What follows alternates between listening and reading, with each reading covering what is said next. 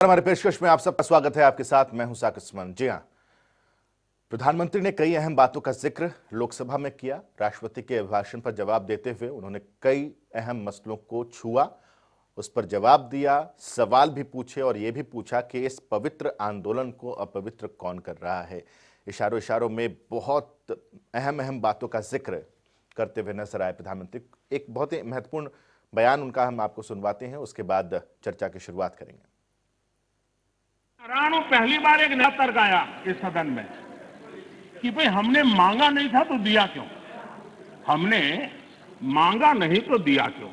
पहली बात है कि लेना न लेना आपकी मर्जी है, किसी ने किसी के गले मड़ा नहीं है, ऑप्शनल है, एक व्यवस्था है और देश बहुत बड़ा है। हिंदुस्तान के कुछ कोनों में इसका लाभ होगा, हो सकता है किसी एक आध कोने में न भी हो, लेकिन ये कंपलसरी नहीं है। और इसलिए मांगा और दिए का मतलब नहीं होता है।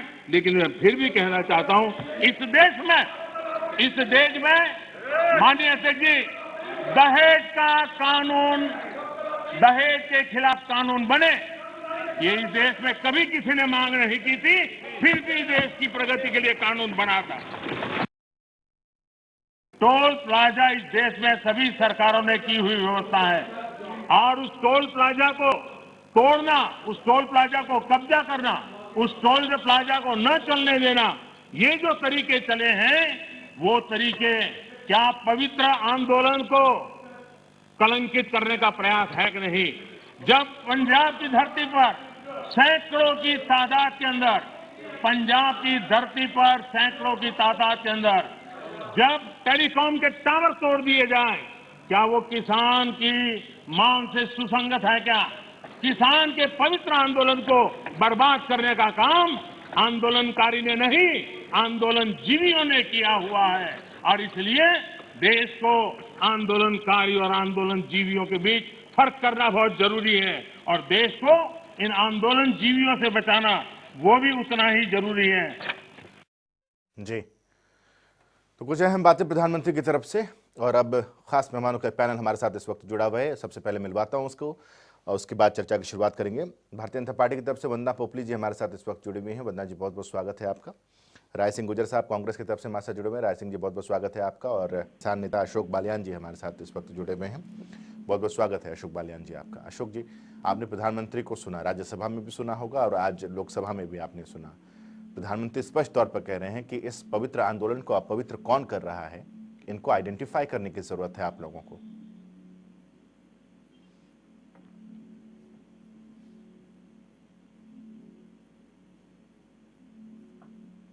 अशोक बालियान जी, आप सुन पा रहे हैं? जी जी बिल्कुल, आवाज आ रही है आपकी। जी, सवाल मेरा ये था कि आज जो प्रधानमंत्री ने कहा है सर कि आपके पवित्र आंदोलन को अपवित्र कौन कर रहा है, इनको पहचानने की जरूरत है। बिल्कुल साकेत जी, प्रधानमंत्री जी ने बहुत सही बात कही है कि जो कानून किसानों के उन्नति के लिए बने हैं, पिछले मैं 2.5 महीने से या इससे पहले जो पंजाब में आंदोलन चला तब से देख रहा हूँ कि रोका जा रहा है। आखिर कौन सी ताकतें हैं, कौन लोग हैं, क्या उनकी विचारधारा है। वो न तो किसानों को ये बता रहे कि काले कानून में ये प्रावधान काले हैं। केवल मैंने पंजाब के बहुत सारे किसान नेताओं से बात की, किसानों से भी बात की है, किसान नेताओं से भी बात की है। मैंने किसान नेताओं से बात की कि पंजाब में कॉन्ट्रैक्ट फार्मिंग एक्ट 2013 से चल रहा है, क्या उसके परिणाम सामने आए हैं। किसानों से देखिए जरा बाकी पैनलिस्ट को अशोक बालियान जी की आवाज नहीं पहुंच रही। अशोक जी, आप कंटिन्यू करें। हेलो जी अशोक जी, आप अपनी बात पूरी करें।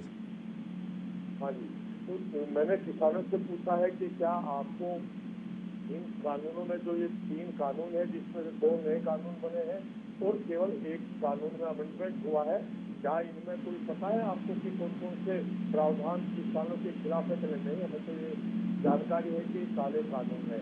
मैं किसान राजनीति में पिछले 20-30 सालों से गैर साहब के साथ भी काम किया, लेकिन मुझे दुख के साथ कहना पड़ता है कि हमें जिस समुदाय के लिए अर्थात किसान समुदाय के लिए ये कानून बने, वही किसान समुदाय के हैं, उनको रोकने के लिए दिल्ली में 2.5 महीने से न डाले पड़े हुए हैं। तो मैं नहीं समझता साकेत जी के हम क्यों इस तरह के काम को कर रहे हैं। बहुत सारे काम चीजें हैं जो हम सरकार का विरोध कर सकते हैं, लेकिन किसानों के नाम पर इस तरह की चीजों को बिल्कुल बंद किया जाना चाहिए, मेरा साकेत जी कहना। ठीक है, बहुत कम ऐसे किसान नेता हैं जो इस तरह की बात रख रहे हैं अशोक बालियान जी। और मैं एक बार जरा कांग्रेस का रुख कर लेता हूँ, वंदना जी आपके पास आऊँगा, कांग्रेस का रुख कर लेता हूँ। राय सिंह गुर्जर साहब, अगर आप मुझे सुन पा रहे हैं तो अशोक बालियान जी जी, जो कि किसान नेता हमारे साथ जुड़े हुए हैं, अशोक बालियान जी, उन्होंने इस बात का जिक्र किया, भारतीय किसान यूनियन की तरफ से हैं वो इस बात का जिक्र कर रहे हैं कि हमें वाकई आइडेंटिफाई करने की जरूरत है कि इस पवित्र आंदोलन को अपवित्र कौन कर रहा है। वो ये भी कहते हैं कि किसानों को शायद ये भी नहीं पता कि इन 3 कृषि कानूनों में क्या है, बस वो आंदोलन करने के लिए आंदोलन कर रहे हैं, यानी कि गुमराह हो रहे हैं। क्या इशारा आपकी तरफ है? जिस प्रकार से हमारे किसान नेता ने जो बात रखी है, कही है, बिल्कुल वाजिब बात है, सार्थक बात है कि आखिर में कौन किसान को गुमराह कर रहा है। देखिए, पहली बात, इस देश के किसान को इस हठधर्मिता तानाशाही सरकार ने धक्केशाही से 3 काले कानून देकर उस पर दबाव बढ़ाया है। सरकार किसानों को गुमराह कर रही है। किस बात को लेकर बार बार?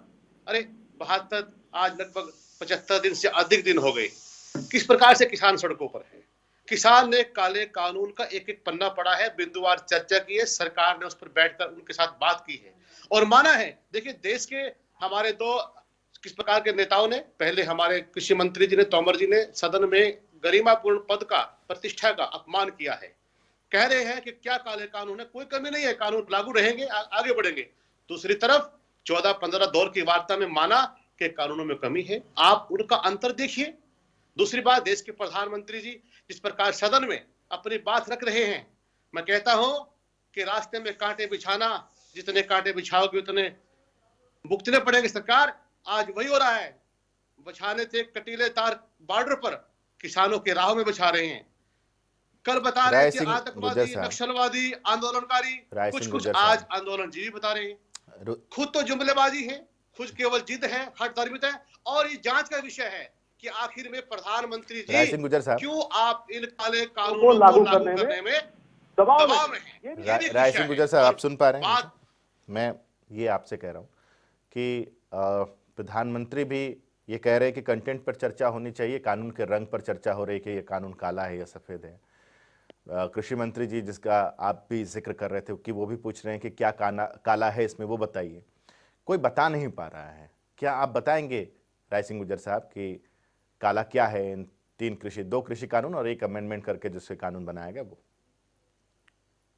देखिए, प्रधानमंत्री जी जिस प्रकार सदन में बात रखी है, कृषि मंत्री इस प्रकार सदन में बात रखी है कि कानून इस प्रकार से बनाए गए हैं।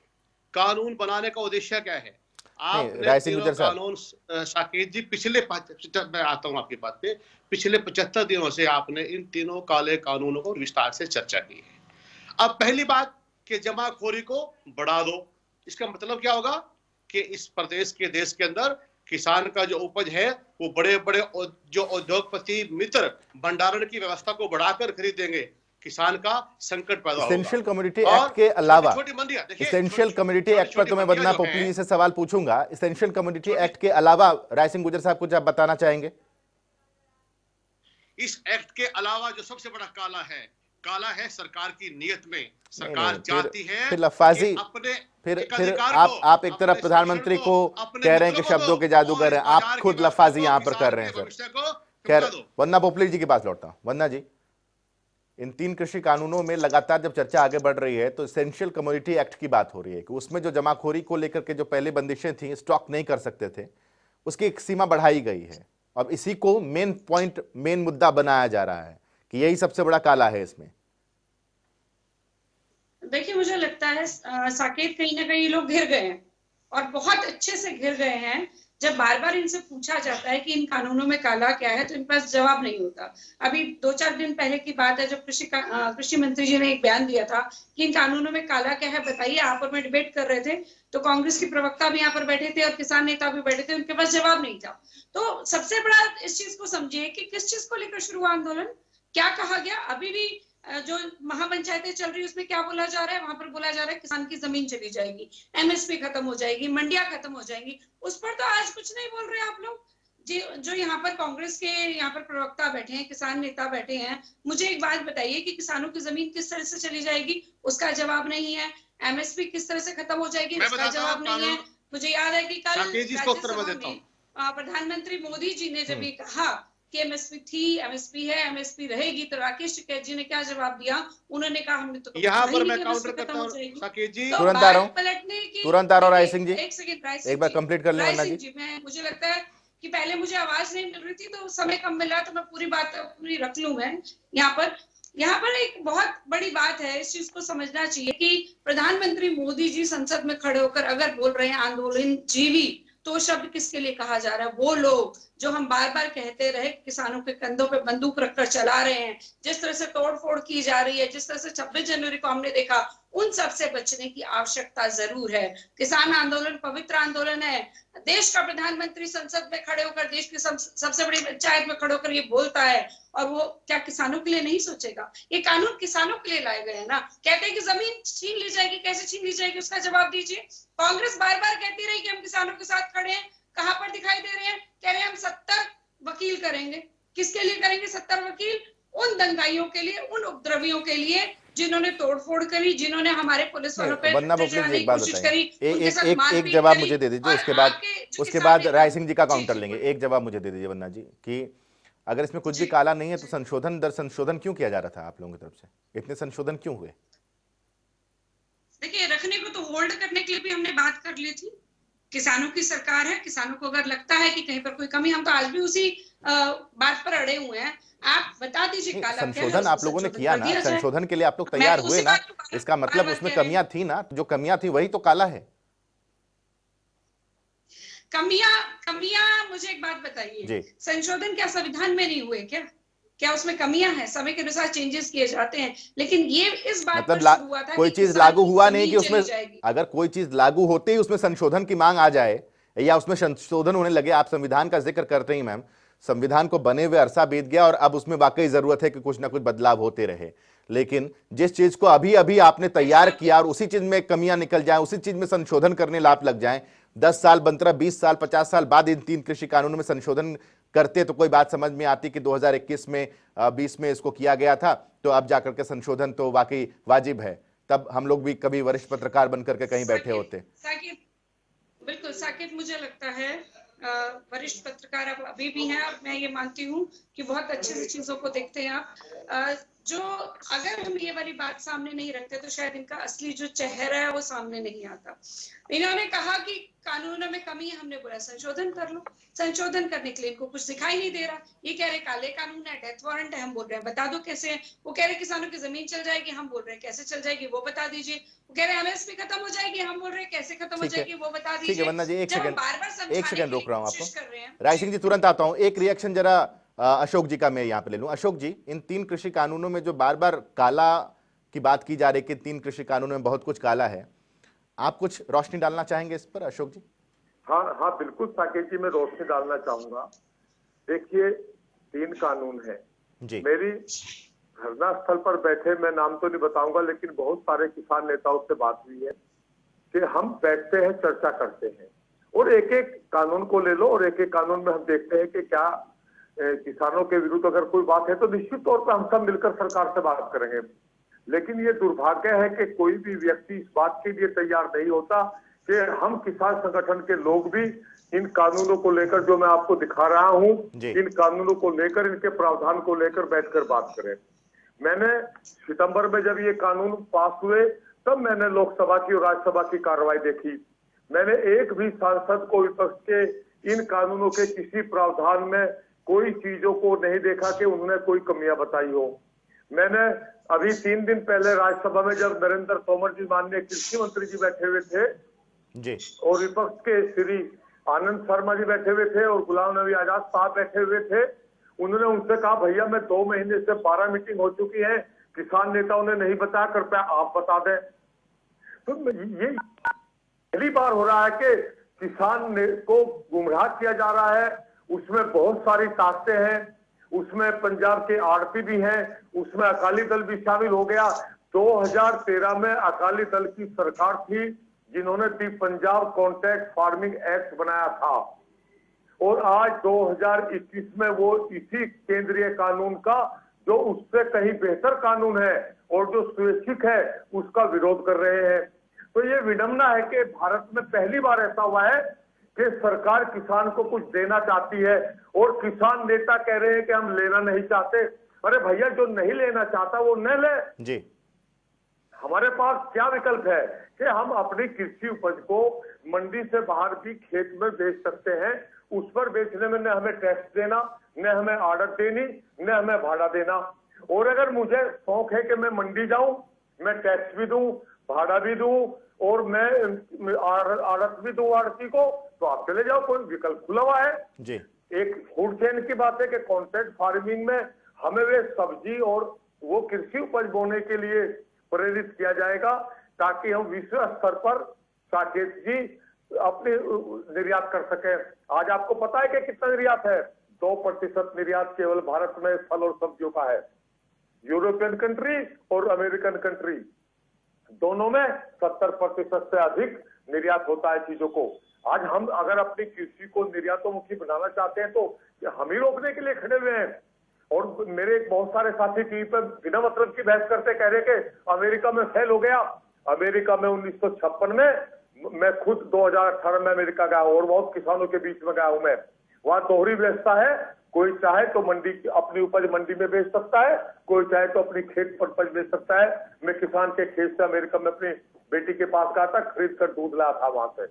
ये चीजों को समझना नहीं चाहते, अनावश्यक बातें करते हैं। ये तीनों कृषि कानून इस देश में किसानों की तकदीर को बदलेंगे, उनको लाभकारी फसल बोने के लिए साधन देंगे, टेक्नोलॉजी देंगे, बीज देंगे और पेस्टिसाइड और फर्टिलाइजर कितनी मात्रा में डालना है वो सारी की सारी सुविधा हमें प्राप्त होगी, ताकि हम विश्व स्तर पर खड़े हो सके और निर्यात कर सके। जी, एक बार जरा कांग्रेस से रिएक्शन लेते हैं, क्योंकि इतने लंबे अरसे तक हम लोग भी लगातार, अरसा शब्द का मैं इस्तेमाल कर रहा हूं क्योंकि लगातार 70 दिनों से हम लोग भी इस मसले पर चर्चा कर रहे हैं। अशोक बालियान जी, आप पहले ऐसे किसान नेता हैं जो इस तरह की बात रख रहे हैं। मेरे लिए भी अनएक्सपेक्टेड है। मैंने भी ये सोचा था कि आप काले कुछ बताएंगे, लेकिन जिस तरीके से आप बात रख रहे हैं अनएक्सपेक्टेड है। मेरा राय सिंह गुर्जर साहब, अब कांग्रेस की तरफ से आप हैं, भारतीय जनता पार्टी को तो खैर आपको जवाब देना ही देना है, लेकिन किसान नेता यहाँ पर जिस तरीके से बोल रहे हैं, जिस तरीके से वो ये कह रहे हैं कि ये 3 कृषि कानून वरदान है किसानों के लिए, क्या कहेंगे अब आप? साकेत जी, पहले तो आपने कहा कि किस प्रकार से काले कानून हैं। देखिए, मैं बिंदुवार आपसे केवल 2 मिनट का समय मांगता हूं। जिस समय कानून बने, क्या किसान संगठनों को, जो 40 किसान संगठन के प्रतिनिधि के रूप में आज प्रधानमंत्री और सरकार से बात करते हैं, वो लगभग 500 संगठनों को बुलाया गया? नहीं बुलाया गया, इसलिए काले कानून है। क्या लोकसभा में संवाद प्रक्रिया अपनाई गई? नहीं अपनाई गई, इसलिए काले कानून है।